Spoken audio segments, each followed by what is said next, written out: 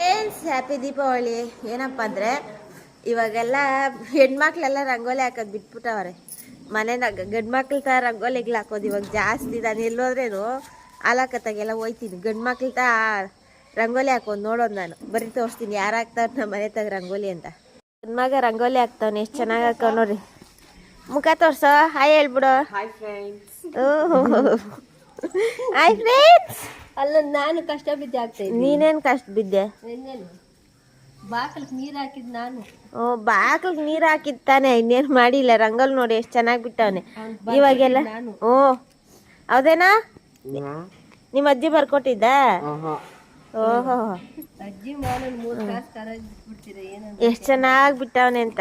ನಮ್ ಕೂಡ ಹಿಂಗೆಲ್ಲ ಬಿಡಕ್ ಬರಲ್ಲ. ಹೆಣ್ಮಕ್ಳು ಏನು ಬಿಡೋದು, ಗಂಡು ಮಕ್ಳ ಹತ್ರ ಕಾಂಪಿಟೇಷನ್ ಮಾಡಿದ್ರೆ ಹೆಣ್ಮಕ್ಳು ಸೋತೈತೀರಪ್ಪ ಸ್ವಾಮಿ.